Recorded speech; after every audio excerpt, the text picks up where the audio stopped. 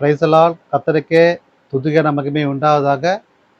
இன்றைய பரிசுத்த ஓய்வு நாளில் கூட உங்களை சந்திப்பதில் மிக்க மகிழ்ச்சி அடைகிறேன். இன்றைய பரிசுத்த நாளில் கூட கர்த்தர் நமக்கு கொடுத்த அற்புதமான ஒரு தலைப்பு என்னவென்றால், சுத்தமுள்ள இருதயம். சுத்தமுள்ள இருதயம் என்பது யாரை குறிக்கிறது? இந்த உலகின் மெய்யான ஒளியாக, மெய்யான மனிதராக, மெய்யான குமாரனாக வாழ்ந்து நமக்காகவே பாடுபட்டு மரித்த நம்முடைய கர்த்தராக இயேசு கிறிஸ்துவே ஒரு சுத்தமுள்ள இருதயமாக வாழ்ந்தார். இன்றும் வாழ்ந்து கொண்டிருக்கிறார். முன்னாள் உயிர்த்தெழுந்து இன்றும் பரமண்டலத்தில் ஏறி நமக்காக வீட்டிருக்கிறார். அவருடைய வசனத்தின் மூலமாக சுத்தமுள்ள இருதயத்தை அவர் வசனத்தின் மூலமாக நமக்கு உணர்த்தி கொண்டிருக்கிறார். ஆனால் நம்முடைய வாழ்க்கை எப்படி உள்ளது? சுத்தமுள்ள இதயத்தில் உள்ளவர்கள் எப்படிப்பட்டவர்களாக மாறுகிறார்கள்? அவர்கள் எப்படிப்பட்ட பாக்கியங்கள் அடைகிறார்கள் என்பதை குறித்து நாம் பார்ப்போம். ஒரு சிறு தியானத்தின் மூலமாக. வசனம் சொல்கிறது, இருதயத்தில் சுத்தமுள்ளவர்கள் பாக்கியவான்கள். இருதயத்தில் சுத்தமுள்ளவர்கள் தான் பாக்கியவான்களாக இருப்பார்கள். இருதய சுத்தம்னா என்ன? அதாவது நம்ம உடம்பு சுத்தமாகணும்னா என்ன பண்ணுறோம்? தினமும் குளிக்கிறோம். குளித்தா ஒரு ரெஃப்ரெஷ் வந்துடுது இல்லையா? நம்ம சுத்தமாக இருக்கும், நம்ம உணர்வு வருகிறது. அதே போல் இருதயத்தில் சுத்தம்னா என்ன? இருதய சுத்தம்னா என்னன்னா, நாம் கடவுளின் வழியில் நடப்பது, அவர் பசுத்தாவின் வழியில் நடப்பது, அவர் வசனத்துக்கு கீழ்ப்படிந்து அதன்படி நாம் நடப்பது தான் பாக்கியவான்கள், இருதய சுத்தம் உள்ளவர்கள். அதாவது கர்த்தர் சொல்கின்ற எந்த ஒரு தேவ வசனத்தின்படி கீழ்ப்படிந்து எவன் ஒருவன் நடக்கிறானோ அவனே சுத்தம் உள்ளவன் எனப்படுகிறான். அதாவது பாக்கியவான்கள் எனப்படுகிறான். அதாவது ஒரே வார்த்தை மட்டும் சொல்கிறேன். இன்றைய சூழ்நிலையில் பார்த்தீங்கன்னா, உலகத்தில் எங்கே பார்த்தாலும் கொலை, கொள்ளை, கற்பழிப்பு, சிறு பெண்கள் முதல் வயதான பெண்மணி வரை தாக்கப்படுகிறார்கள், கற்பழிக்கப்படுகிறார்கள். குடும்பங்கள் சிதைந்து போகிறது. எத்தனையோ பாவப்பட்ட உறவுகளால் எத்தனையோ பிரச்சனைகள், போராட்டங்கள் இந்த மத்தியிலே வாழ்ந்து வருகிறோம் நாம். அதிலிருந்து நம்மளை பாதுகாத்து வழிநடத்தி கொண்டிருப்பது நம்முடைய கர்த்தராக இயேசு கிறிஸ்துவின் சுத்தமுள்ள கிருபை தான்.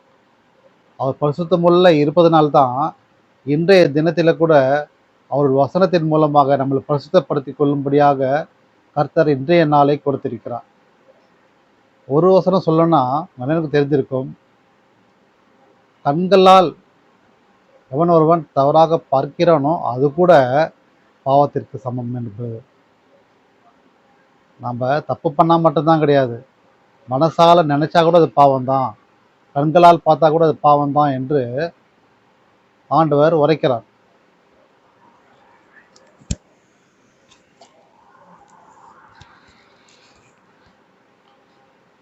அப்படி எத்தனை பேர் இப்படிப்பட்ட பாவங்களை செய்து வருகிறார்கள்? அதில் நாம் எப்படி விடுதலை பெற்றுக்கொள்ள வேண்டும்? நம்முடைய வாழ்க்கையில் பாருங்கள், எங்கே போனாலும் வந்தாலும் எந்த இடத்துல நம்ம சென்றாலும் சில சமயங்களில் நம்மையே அறியாமல் சில பாவங்களை செய்து விடுகிறோம். அதாவது சொல்லப்போனால், நம்ம யாராவது ஒருத்தர் திட்டா பதிலுக்கு 2 மடங்கு அதிகமாக அவங்க மேலே கோவப்படுறோம். ஏதாவது உதவி கேட்டிருப்போம், அது நம்ம செய்ய முடியாமல் போயிருக்கலாம். உடனே நம்ம என்ன சொல்லுவோங்களே, அவங்கள ஏசுவோம், அவங்களுக்கு சாபம் கொடுப்போம். எவ்வளோ பணம் வச்சுக்கிறாங்க, நமக்கு ஒரு உதவி செஞ்சால் என்ன அப்படின்ட்டு நம்ம அவருக்கு அகெயின்ஸ்டாக நம்ம திருப்பி பேசுவோம். ஆனால் பாருங்கள், நம்முடைய தேவைகளை முதலாவது ஆண்டவரிடத்திற்கு சொல்வது கிடையாது. அதற்கு பதிலாக மனுஷனை நம்பி மனுஷன் பின்னாடி சென்று நம்ம ஏமாற்றப்பட்ட பிறகு நமக்குள்ளேருந்து பரப்புகின்ற அனைத்துமே பாவமான வாழ்க்கை, பாவமான வார்த்தைகள் தான். அப்படி வார்த்தைகள் மூலமாக நாம் பேசுகின்ற ஒவ்வொரு சொல்லுமே பாவப்பட்டு தான், அது பாவத்தில் தான் சேரும். நம்ம யாராவது ஒருத்தரை தவறாக பேசினாலும், அது நண்பனாக இருந்தாலும் சரி, விரோதியாக இருந்தாலும் சரி, யாராக இருந்தாலும் சரி, நம்ம உதவி செய்யலைன்னா அவரை விட்டுடணும். அதுக்கு பதிலாக நம்ம அவரை திட்டுவதாலேயோ இல்லை ஏசுவதாலேயோ எந்த ஒரு பிரயோஜனம் இல்லை. அதுக்கு பதிலாக அந்த பாவம் நம்மளை தான் செய்யணும். நமக்கு ஆண்டவர் இருக்கார், நமக்காக துணை புரிய ஆண்டவர் இருக்கார். நீங்கள் ஜெபத்தில் உறுதியாய் கேட்கின்ற எவற்றை இருந்தாலும் அது எல்லாவற்றையும் நீங்கள் பெற்றுக்கொள்வீர்கள் வசனம் சொல்கிறது. நீங்கள் ஆண்டவரத்தில் ஜெபிங்க. உங்களுக்கு தேவைகளை ஆண்டவர் நிச்சயமாய் சந்திப்பார். சில சமயங்களே காலதாமதம் ஏற்படும். ஆனால் சரியான நேரத்தில் ஆண்டவர் உங்களுக்கு பதிலை கொடுப்பார். நீங்கள் சுத்தமுள்ள இருதயம் உள்ளவர்களாக இருக்க வேண்டும். நம்ம தேவைப்படும் போது மட்டுமே ஆண்டவரை தேடிவிட்டு பின்பு அவரை மறந்து வேற்று வழியில் சென்று விட்டால் அதுக்கு பெயர் சுத்தமுள்ள இருதயம் கிடையாது. அவர் கிறிஸ்துவ வாழ்க்கையின் அடையாளமாக கிடையாது. அவர் பாக்கியவான்களும் கிடையாது. சுத்தமுள்ள இருதயத்தில் எப்படி இருக்க வேண்டும்? எனி டைம், எந்த நிமிஷமும் எந்த நேரமும் நாம் பரிசுத்தமுள்ளவர்களாய் வாழ்வதே இயேசு கிறிஸ்துவை வாழ்கின்ற வாழ்க்கைக்கு அர்த்தமானது. நாம் பல பேர் அதை மிஸ் பண்ணி அதை தாண்டி போயிடுறோம். நாம் செய்கிறது தான் கரெக்டுன்னு சொல்லிட்டு அதை தாண்டி போயிட்டு அதன் வழியில சென்று வருகிறோம். சில சமயங்களில் நான் அதிகமாக ஜெபிப்போம், அதிகமாக நம்ம ஒவ்வொரு நாளும் பைபிள் வாசிப்போம், எல்லாம் பண்ணுவோம். சில சமயங்களில் நம்மையும் அறியாமல் நான் பேசுகின்ற சில வார்த்தைகள்லாம் ஒரு அவிசுவாசமுள்ள வார்த்தைகளாக, ஒரு அசுத்தமுள்ள வார்த்தைகளாக மாறிவிடுகிறது. நம்ம தேவையில்லாத கோபங்கள் மூலமாக, தேவையில்லாத பேச்சுக்கள் மூலமாக மாறிவிடுகிறது. ஆனால் வசனம் சொல்கிறது, கர்த்தரை போல் நீங்கள் வாழ வேண்டும் என்றால் அவர் வசனத்தை போல் நீங்கள் நடக்க வேண்டும், வசனத்தை கீழ்ப்படி நடக்க வேண்டும், அவன்தான் பாக்கியவான் என்று ஆண்டவருடைய வசனம். அதன்படி தான் ஆண்டவர் வழிநடத்துகிறார். அவரோடு இருந்த காலங்களில் சொல்லப்போனால் அவர் கூட இருந்த அத்தனை சீஷர்களுமே ஒரு காலத்தில் பாவத்தில் விழுந்தவர்கள் தான். அவர்களை மறுரூபப்படுத்தி தன்னோடு சேர்த்து கொண்டு தம்முடைய பிள்ளையாக மாற்றி, தம்முடைய சீஷராக மாற்றி, அவர்கள் நல்வழிப்படுத்தி அவர்களே ஒரு பிரசங்கம் படுகின்ற அளவுக்கு ஒரு போதகர்களாக ஆண்டவர் மாற்றினார் இல்லையா? அப்படிப்பட்ட ஆண்டவர் இன்றைய தினத்தில் அவருடைய வசனத்தை படிக்கின்ற நாம், பைபிளில் வசனத்தை படிக்கும் போதோ நாம் அவருடைய பிள்ளையாக மாற வேண்டும். ஏதோ கடமைக்கென்று படித்துவிட்டு கடமைக்கென்று வாழ்வது கிடையாது. அவர் பிள்ளையாக மாற வேண்டும் என்றால் கர்த்தருடைய வழியிலே, அதாவது வசனத்தின்படியே நீங்கள் நடக்க முயற்சி செய்ய வேண்டும். எத்தகைய சூழ்நிலைகள் இருந்தாலும் உங்களுடைய வாழ்க்கையை அவருக்கென்று அர்ப்பணித்து அவருக்கென்று வாழ முயற்சி செய்ய வேண்டும். ஒரு சுத்தமுள்ள இருதயமாக நீங்கள் வாழ வேண்டும். அதில்தான் ஆண்டவர் உங்களோடு இடைப்படுவார். வசனம் படிச்சிருப்பேன், திரும்பவும் படிக்கிறேன், கேளுங்க. இருதயத்தில் சுத்தமுள்ளவர்கள் பாக்கியவான்கள், அவர்கள்லாம் யாரு? நாம, நீங்க, நான். அவர்கள் தேவனை தரிசிப்பார்கள். அடுத்த வார்த்தை இதுதான். இருதயத்தில் சுத்தமுள்ளவர்கள் பாக்கியவான்கள், அவர்கள் தான் தேவனை தரிசிப்பார்கள். ஸோ ஆன்சர் வந்துச்சு இல்லையா? ஸோ நீங்கள் ஆண்டவரை தரிசிக்க வேண்டும், அவருடைய பாதத்தில் சென்றடைய வேண்டும். பரமண்டலத்தில் ஏறி நீங்கள் ஒரு நித்திய வாழ்வை வாழ வேண்டும். அப்போது தான் நம்முடைய வாழ்க்கை ஃபுல்ஃபில் ஆகும். என்ன வாழ்க்கை? கர்த்தருக்கு நான் ஒப்பு கொடுத்த வாழ்க்கை நாம் நிறைவடைமுடியாக பரலோகத்தில் நமக்கு ஆண்டவர் நமக்கு ஒரு இடத்தை கொடுக்க வேண்டும். அதற்காக நீங்கள் அவரை தரிசிக்க வேண்டும் இல்லையா? அவரை காண வேண்டும் இல்லையா? அதற்கு என்ன செய்ய வேண்டும்? ஒரு பரிசுத்தமுள்ள இருதயமாக நாம் வாழ வேண்டும். வாரம் சர்ச்சுக்கு போகிறோம், வரோம், எல்லாம் பண்ணுறோம். வீட்டுக்கு வந்தோடனே சண்டை, பிரச்சனை, போராட்டங்கள், மாற்றி மாற்றி தவறாக பேசிக்கொள்வது, இதுதான் நடந்து கொண்டு இருக்குதுல்ல. ஒவ்வொரு வாழ்க்கையிலும் நடந்து கொண்டு தானே இருக்குது. சர்ச்சில் மட்டும் நம்ம அமைதியாக உட்காந்து டீசெண்டாக உட்காந்து எல்லாம் பண்ணிவிட்டு அழகாக ட்ரெஸ் பண்ணிட்டு எல்லாத்தையும் கேட்டு வருவோம். ஆனால் வீட்டுக்குள்ளே வரும்போதே சாத்தான் உள்ளே நுழைஞ்சிடறான். வந்தவொடனே பிரச்சனையே ஆரம்பிக்குது இல்லையா? என்ன பண்ணணும் தெரியுங்களா? வீட்டில் வந்தவொடனே ஒரு சின்ன ஜபம் பண்ணணும்.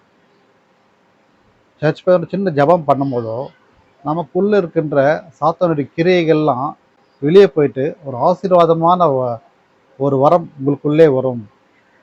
தேவனுடைய கிரியை உங்களுக்குள்ளே இருக்கும், அந்த வீட்டை சுற்றிலும் இருக்கும். அப்போது சமாதானமும் சந்தோஷம் நிறைத்திருக்கும். அங்கு சண்டையோ பிரச்சனைகளோ போராட்டங்களோ தேவையில்லாத வாக்குவாதமோ இருக்காது. ஆனால் இன்றைய சூழ்நிலைகள் அப்படி இல்லை. வீட்டுக்கு வந்தவொடனே ஏதோ ஒரு பிரச்சனையோ, ஏதோ ஒரு டாபிக் ஏதோ ஒரு டாபிக் ஆரம்பித்து அது பிரச்சனைகளை போய் முடியுது இல்லையா? நாம் யோசிக்கணும். சர்ச் போயிட்டு வரோம், வந்தவொடனே என்னடா ஏதோ ஒரு பிரச்சனை வருது, ஏதோ ஒரு ஆர்குமெண்ட் நடக்கிறோம், ஏதோ ஒன்று பேசுகிறோம். இதெல்லாம் ஏன் நடக்குது? நாம் ஆலயத்தில் சென்று பெற்றுக்கொண்ட ஆசீர்வாதத்தை நம்முடைய உள்ளத்தில் ஏற்றுக்கொண்டு வரவில்லை. மாறாக ஏதோ கடமைக்கென்று கேட்டு அங்கே வாங்கி இங்கே விட்டுட்டு போயிட்டு அங்கே அப்படியே வரும். எப்போ நம்ம இந்த காலம் விடுறோமோ அடுத்த செகண்ட் சாத்தம் உள்ளே நுழைஞ்சு நம்ம இதயத்தை ஆட்கொண்டு வீட்டுக்கு வரும்போது அந்த பிரச்சனையை உண்டாக்கிடுவோம். அப்போ நாம் எப்படி பரிசுத்தமாகுது? தினமும் பைபிள் படிக்கிறோம், தினமும் ஜெபிக்கிறோம், வாரம் சர்ச்சுக்கு போகிறோம், எல்லாம் பண்ணுறோம். ஆனால் சில சமயத்தில் இந்த பிரச்சனையும் கூட சேர்ந்து வந்துட்டே தான் இருக்குது. அது ஞாயிற்றுக்கிழமை மட்டும் சொல்லலை, ஒவ்வொரு நாளும் எதிர்பாராத நம்முடைய நாவிலிருந்தே சாத்தான் அதிகாரத்தை உண்டு பண்ணி நமக்கென்று பிரச்சனையை உருவாக்குவான். ஏன் தெரியுமா? ஏன் இதெல்லாம் உருவாக்குறோம் தெரியுமா?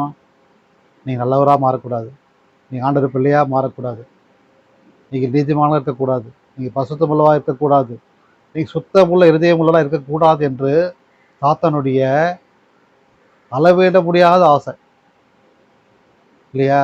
நம்ம அந்த ஆசைக்கு இடம் கொடுத்து தானே செய்கிறோம். இப்போ நீங்கள் சொல்லுங்கள், உங்களுக்கு ஆண்டவர் முக்கியமா சாத்தான் முக்கியமா?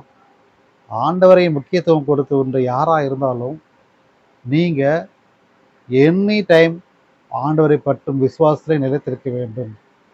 வெளியே போயிட்டு வந்தால் ஒரு சின்ன ஜெபத்தோடே உள்ளே வரணும். நீங்கள் டேரெக்டாக ஜெபம் பண்ணாலும் மனசால ஜெபத்தோடு உள்ளே நீங்கள் ஆண்டவரை தொழும் போதோ அங்கு சாத்தான் ஓடி போவான்.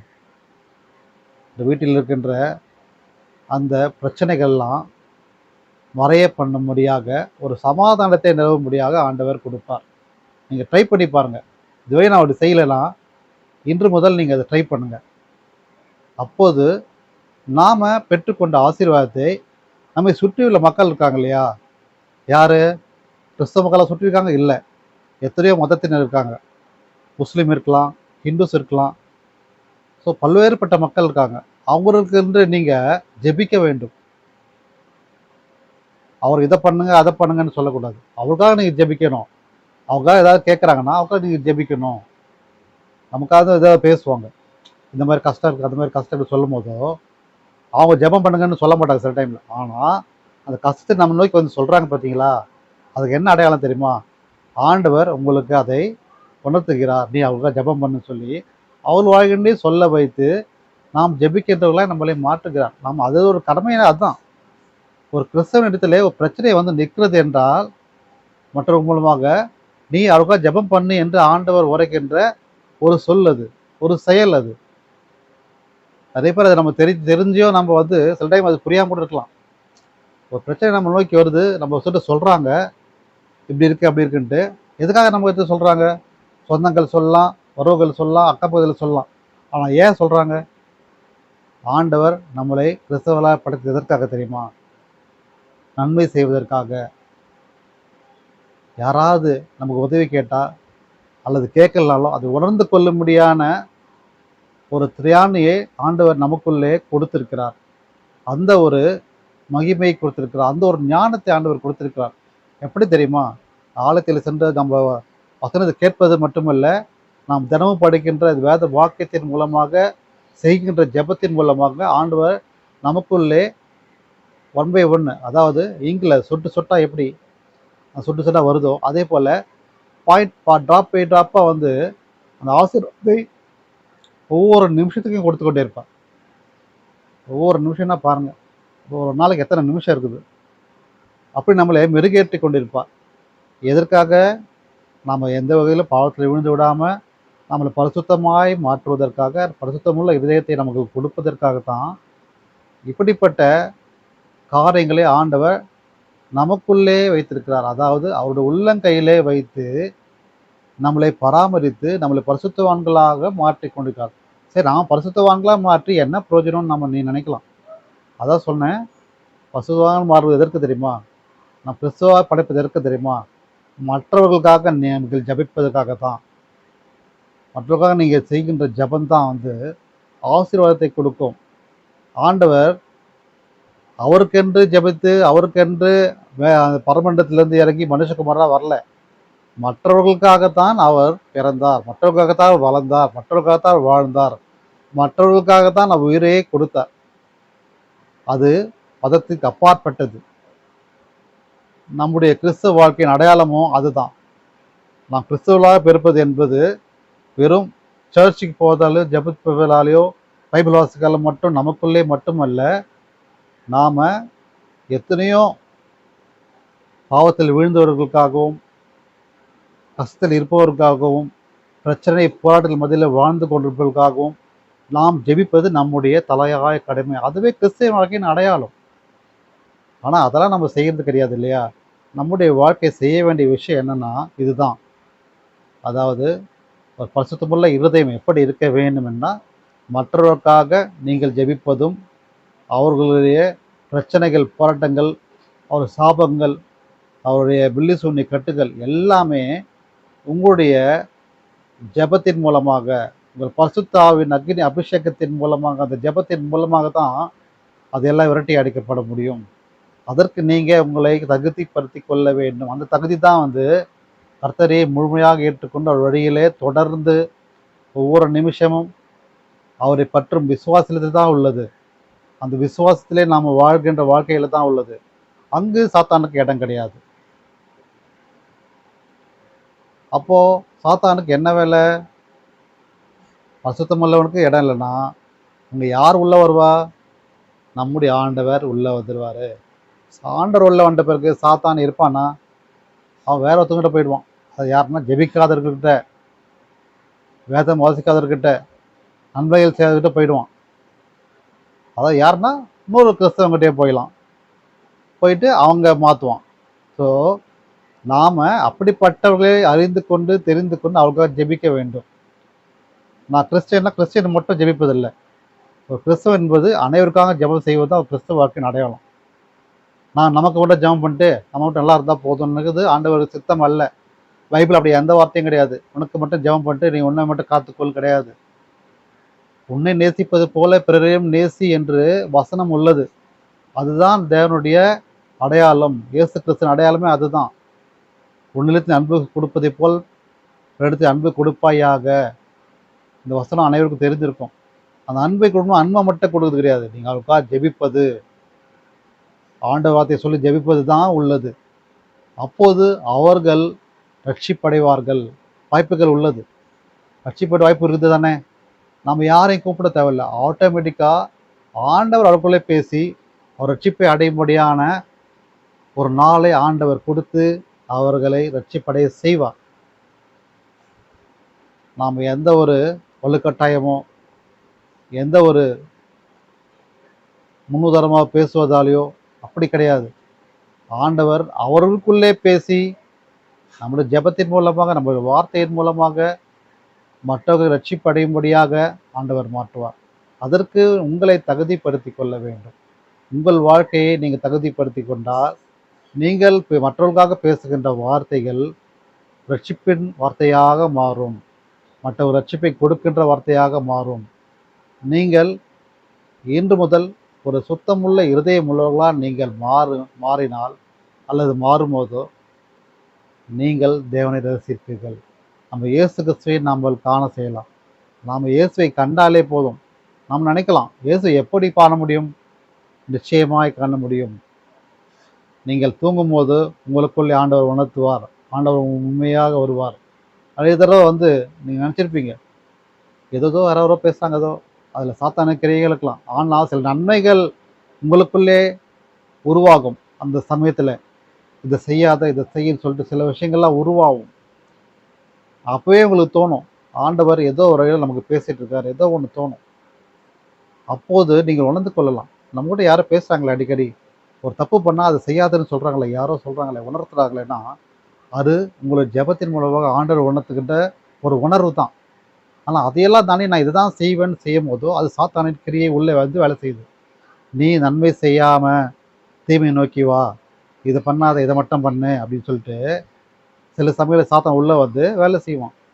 அதுக்கு தான் நம்ம எச்சரிக்கையாக இருக்கணும். ஒவ்வொரு தினமும் நீங்கள் ஜெபிக்கணும். ஒவ்வொரு நாள் ஜெபத்தில் நீங்கள் உறுதியாய் பற்றி கொள்ள வேண்டும். அதுதான் ஒரு ஆண்டவருடைய சித்தமாக உள்ளது. அதற்கு நீங்கள் எச்சரிக்கையாக இருக்கணும். ஒவ்வொரு வாலிப பெண்ணும் வாலிப பிள்ளைகளும் நீங்கள் எச்சரிக்கையாக இருக்கணும். சில சமயம் நன்மை கொடுக்குற மாதிரியே இருக்கும், ஆனால் தீமையில் போய் முடியும். சில சமயம் நமக்கு நிறைய சோதனைகள் பிரச்சனைகள் வந்து கொண்டே இருக்கலாம். ஆனால் ஆண்டவர் சோதனை பிரச்சனை எதுக்காக கொடுக்குறது தெரியுமா? உங்களை தீமையிலிருந்து விலக்கி நன்மையான காரியத்தில் கொடுப்பதற்காக, உங்களை உயர்த்துவதற்காகத்தான் இப்படிப்பட்ட தீமைகள் நீ செய்யக்கூடாது என்பது உணர்த்தும்படியாக சில வெளிப்பாடுகளை கொடுத்து உங்களை தூக்கி எடுத்து உங்களை பரிசுத்தப்படுத்தி உங்கள் தலையை உயர்த்தும்படியாக ஆண்டவர் சித்தம் அது. அதை புரிந்து கொள்ளாமல் எனக்கு இதெல்லாம் வருதே, ஆண்டவர் ஜெபத்தை கேட்கலையே, இப்படி இருக்கிறேன்னு அப்படி இருக்கிறது யோசிக்காம, நீங்கள் அப்போது தான் அந்த சோதனைகள் மத்தியில் தான் உங்களுக்கு ஜெபம் அவசியம்.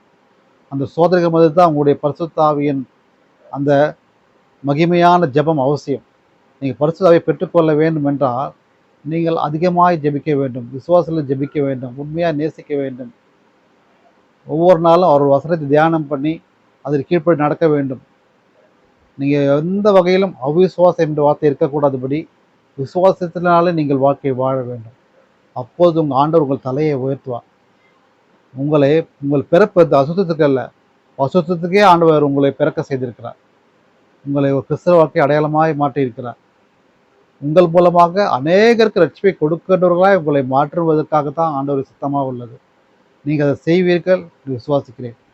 இந்த தினத்தில் கூட இதயத்தை சுத்தமுள்ளவர்கள் பாக்கியவான்கள் என்று அவர்கள் தேவனை தரிசிப்பார்கள் என்று இந்த வாக்குத்தத்தம் கொடுத்தது எனக்கும் உனக்கும் மட்டுமல்ல, அனைவருக்கமாக தான். இதை நான் உங்களுக்கு பேசுகிறேன்னா நீங்கள் மற்றவர்களுக்காக இதை எடுத்து சொல்ல வேண்டும்.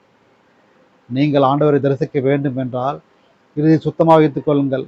இறுதியை சுத்தமாக இருக்க வேண்டும் என்றால் நீங்கள் விசுவாசத்திலே வாழ்க்கை வாழுங்கள். அதுதான் அந்த ஸ்டெப் படி வரும்போது தான் இறுதியில் நீங்கள் கர்த்தரை தரிசிக்கலாம், இயேசுவை தரிசிக்கலாம்.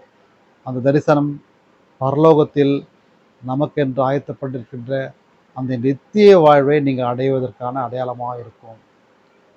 அங்கு மரணம் என்பதே இல்லை. உலகத்தில் மரணம் உண்டு. ஆனால் பரலோகத்தில் ஆண்டவர் சன்னதியிலே மரணம் இல்லை. அங்கு என்றும் சந்தோஷம் சமாதானம் தான். இதை பெற்றுக்கொள்ள வேண்டும் இல்லையா? நீங்கள் ஒரு சுத்தமுள்ள இருதயமுள்ளவர்களாக நீங்கள் வாழ வேண்டும். மற்றவர்களுக்காக ஜெபிக்க, மற்றவர்கள் துயரங்களை பங்கெடுத்து அவர்களுக்காக ஜெபம் பண்ணி அவர்களுக்காக நீங்கள் தேசத்தில் அறிக்கையிட்டு ஜெபிக்கும் போதோ ஆண்டவர் உங்களை சுத்தமுள்ள இருதயமுள்ளவர்களாக மாற்றி நீங்கள் நீதிமான்கள் என பெயர் பெறும்படியாக ஆண்டவர் உங்களுக்கு கொடுப்பார். நீதிமான்கள் வாழ்வது என்பது மிகப்பெரிய விஷயம் இல்லையா? நீங்கள் அப்போ நீதிமான்களாக பாக்கியவான்களாக வாழ வேண்டும் என்றால் நீங்கள் சுத்தமுள்ள இதயமுள்ளாக இருக்க வேண்டும். அதற்கு ஆதாரமாகத்தான் நீங்கள் இயேசுவை போல் வாழ முயற்சி செய்ய வேண்டும். அதற்காகத்தான் நீங்கள் செய்ய வேண்டியது ஜெபம். எங்கே போனாலும் முடிவு என்பது ஜெபத்தில் தான் முடியும். நீங்கள் ஜெபத்தில் ஆரம்பித்து ஜெபத்தில் தான் முடிக்கணும். ஆமாம், நீங்கள் ஜெபத்தை ஒரு கஷ்டம் தான் ஜெபத்தில் ஆரம்பிக்கிறோம். அதே போல் நன்மையாக வரும்போது ஜெபத்தில் தான் முடிக்கணும். அதுதான் முடிக்கணும்னா முடிக்கிறது கிடையாது. அந்த ஜெபத்தை தொடர்ந்து உன் இறுதி மூச்சுகள் வரை நீங்கள் ஜெபித்து கொண்டிருக்க வேண்டும். விசுவாசத்தில் ஜெபித்து கொண்டிருக்க வேண்டும். அப்போது ஜெபித்தோட நீங்கள் உறுதியாய் விசுவாசத்திலே உங்கள் வாழ்க்கையை அர்ப்பணித்து, அதாவது யாருக்கு? இயேசு இடத்தில் அர்ப்பணித்து நீங்கள் வாழும்போதோ உங்கள் வாழ்க்கை பரிசுத்தமாக இருக்கும், உங்கள் இதயம் பரிசுத்தமாக இருக்கும். அப்போது இயேசுனுடைய அடையாளத்தை நீங்கள் காணலாம். அவர்களை காணும்போது உங்கள் வாழ்க்கை ஒரு பாக்கியவான்கள் வாழ்க்கையாக இருக்கும் என்பது அதிக நிச்சயம். இன்றைய தினத்திலே கர்த்தர் கொடுத்த இந்த நல்ல வார்த்தைக்காக நன்றியோடு துதி சோத்திருக்கிறேன். நான் ஜெபம் செய்வோம். சோத்திரம் கர்த்தாவே, இதோ அந்த புதிய நாளுக்கு நன்றியை துதிக்கிறோம் சாமி. நாளில் கூட சாமி, இறுதியில் சுத்தமுள்ளவர்கள் பாக்கியவான்கள், அவர் தேவனை தரிசிப்பார்கள் வாக்குத்தத்தின்படி கர்த்தாவே. நாங்கள் சுத்தமுள்ள இறுதியாக வாழ்முடி கர்த்தாவே, நீங்களை வழிநடத்துங்க, எங்களை ஒருமுகப்படுத்துங்க கர்த்தாவே. எங்களை கொடநாள் வழிகளை செம்மைப்படுத்துவீராக சாமி. ஆம் சாமி, சாத்தான எத்தனையோ இடையூறுகள் எங்களுக்கு செய்தாலும் கர்த்தாவே, அதை விடுதலை கொடுத்து எங்கள் நேர் வழிப்படுத்தி கர்த்தாவே. உங்கள் பரிசுத்த ஆசீர்வாதத்தினாலே எங்கள் தலையை தொற்றி அபிஷேகத்தை பண்ணி கர்த்தாவே, எங்களை பரிசுத்தவான்களாய் மாற்றப்படி இருக்கிற கர்த்தாவே. எங்கள் மூலமாக அநேகருக்கு நாங்கள் ரட்சிப்பை கொடுக்கின்றவர்களாய் இந்த கிறிஸ்துவருக்கு அடையாளமாக நாங்கள் வாழும்படியாக ஜெபிக்கிறோம் கர்த்தாவே. நீர் எங்களை வழிநடத்துங்க, ஆசீர்வாதிங்க கர்த்தாவே. நாங்கள் பரிசுத்தமுள்ள இருதயமாய் வாழ்ந்து உண்மை நாங்கள் கண்டறியத்தக்கதாக ஒரு பரிசுத்த வாழ்வை நாங்கள் பெற்றுக்கொள்ள முடியாத கர்த்தாவே. பரமண்டத்திலே உங்களுடைய சந்நிதியிலே நாங்கள் வீட்டிற்கும்படியாக ஒரு நித்திய வாழ்வை நாங்கள் பெற்றுக்கொள்ளும்படியாக ஜெபிக்கிற கர்த்தாவே. நீர் ஆசீர்வாதிங்க, வழிநடத்துங்க. உங்களது கிருபையின் கரம் தாங்க வேறாட்டு கர்த்தாவே. இந்த நாளில் நீ கொடுத்த நல்ல செய்திக்காக நன்றி கர்த்தாவே. செய்தி கேட்டுக்கொண்டிருக்கிற ஒவ்வொரு நன்மைகளுக்காக கிருபைக்காக நன்றி கர்த்தாவே. ஆசீர்வாதிங்க, தொடர்ந்து இடத்துக்கு பாதுகாத்துக்கொள்ளும். மீட்பர் இயேசு கிறிஸ்து மூலமே எனக்கு ஒரு நல்ல பிதாவே, ஆமென். என் ஆத்மாவே கர்த்தரை ஸ்தோத்திரி, என் உள்ள புஸ்தநாமத்தை ஸ்தோத்திரி. என் ஆத்மாவே கர்த்தரை ஸ்தோத்திரி. கர்த்தர் செய்த சகல புகழ் மறவாதே, ஆமென். Praise the Lord. கர்த்தருக்கே துதிக்கிற மகிமை உண்டாதாக. மீண்டும் உங்களை சந்திக்கும் வரை நீங்கள் சந்தோஷமாக இருங்க, மகிழ்ச்சியாக இருங்க. கர்த்தரின் பெரிதான கிருபையினாலும் ஆசீர்வாதத்தினாலும் நீங்கள் வளருவீர்கள், ஆசீர்வாதமாக இருப்பீர்கள். நம்பிக்கையோடு விசுவாசத்தோடு இன்றைய தினத்திலே கர்த்தருடைய கிருபை உங்களோடு இருக்கும்படியாக நான் ஜெபிக்கிறேன். நீங்கள் எங்களுக்காகவும் எங்கள் ஊழியங்களாக ஜெபித்துக் கொள்ளும்படியாக நாங்கள் வேண்டுகிறேன். Praise the Lord.